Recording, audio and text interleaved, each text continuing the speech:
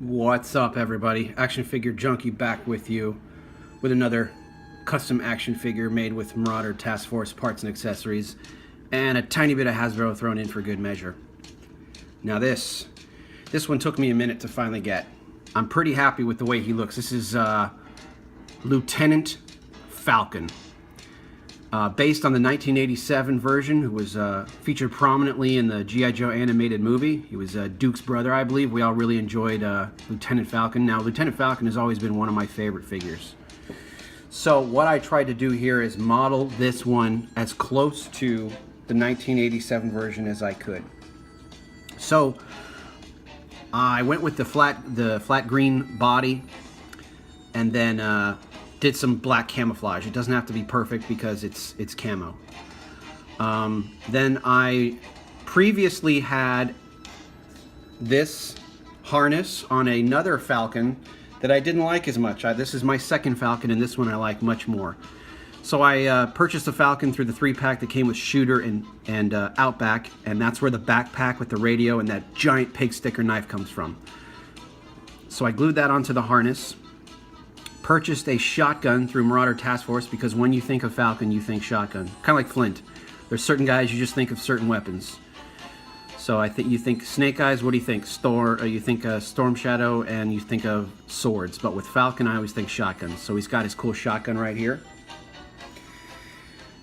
The patches on his harness are kind of modeled to resemble the 25th anniversary Falcon I had gotten in, I believe, 2008 or 9. With the patch, with the pocket, the black pocket on the left and the green pocket on the right. Then I basically just went with a 45 caliber holster on his right leg, because that 25th anniversary Falcon came with a really cool 45 that I liked. It's very cool, old school military style. So I kept that and gave it to him, as well as the ammo pack on the left thigh right there. If you notice, he has the green neck scarf. The action figure of Falcon, one of the coolest things about him, I thought, was the fact that he had a neck scarf on. And it was not the same color as his uniform. It was a slightly different green so that it popped. So that's what I did with this one. It was the same color as his beret. So he's got the green beret. He's got the brown hair. He's got the square jaw. This was basically the one of the first Marauders I ever made. And I used their stock head when they first came out, and I really enjoyed it. So I hope you like my Falcon. I did a tutorial, check it out, on why I chose what I chose. Somebody was asking me, how do you make your figures? Why do you make them the way you make them?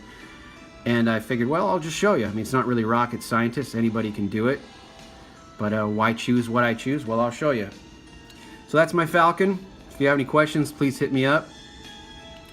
Check out my Instagram page. I'm going to be putting some pictures of him up soon. Little dry brush painting on him to show wear and tear. I put some on the feet, some on the pockets, some on the backpack, just to make it look like he's broken in. Now this is really my definitive Falcon. I'm very happy with him. I went with the rolled up sleeves and the legs without armor on it, because that was just more Falcon to me.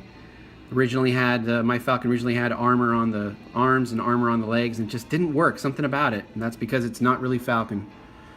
Falcon is more of a roll your sleeves up and get a dirty kind of guy and look good while doing it. Hope you enjoy. Appreciate you watching. And as always, in parting, what should we do today? G.I. Joe or Cobra? I haven't heard Cobra a little bit. I know he's G.I. Joe, but whatever.